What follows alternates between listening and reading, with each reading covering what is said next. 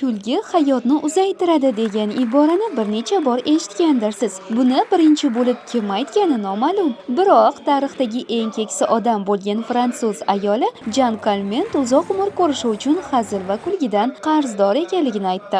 Har doim hazil tuyg'usini saqlang. Men uzoq umrim uchun unga qarzdorman. O'ylaymanki, kulib o'laman. Shunday ekan, tabassum qiling. Bolalarni ham yaxshi ko'raman. Mana qarang, ovozni o'xshatib beraman. Chaqaloqni ol.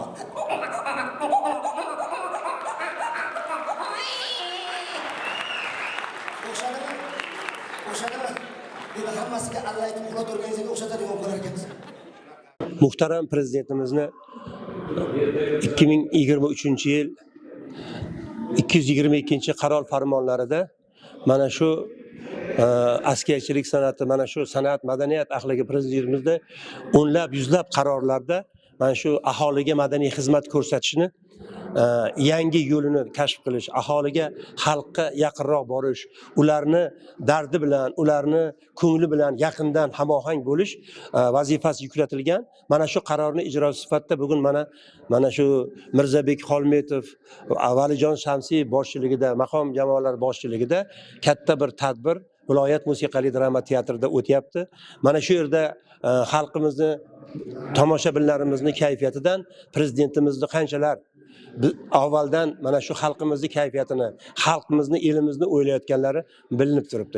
Viloyat musiqali drama teatrida vohadoshlarimizga a'lo kayfiyat ulashish, madaniy hordiq olishlariga zamin yaratish maqsadida konsert dasturi bo'lib o'tdi. Tadbirga elimiz ardog'idagi kulgu ustalari Mirzabek Xolmetov, Valijon Shamsiyev boshchiligidagi san'at fidoyilari tashrif buyurishdi.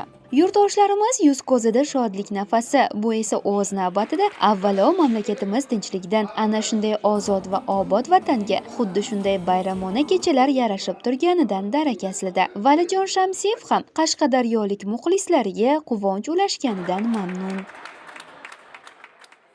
Har bitta konsert o'zi aslida nima uchun tashkil etiladi, bilasizmi?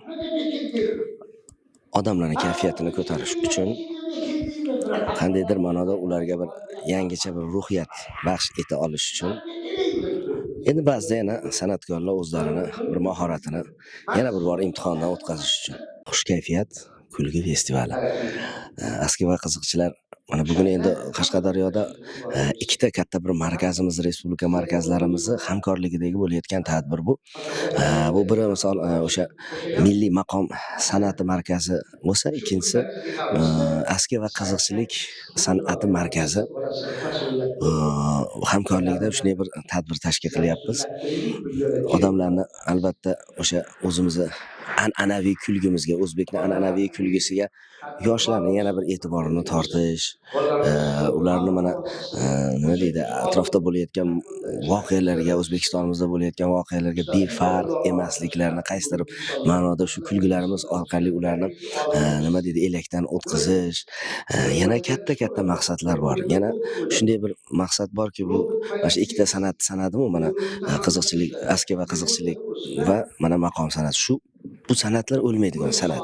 Tabassum inson uchun tabiiy bo'lgan holat. Baxt og'ushida va samimiy xursandchiliklar bo'lgan paytlarda yuzimiz mo'jizaviy tarzda o'zgaradi. Ajablanarlisi, qalb irodasi bilan emas, atayin qilgan tabassum ham fikrimizni o'zgartirishi va ijobiy kayfiyatga xayrixoh bo'lishi mumkin. Ana shunday konsertlar ham har bir tomoshabinga shodlik ulasha oladi.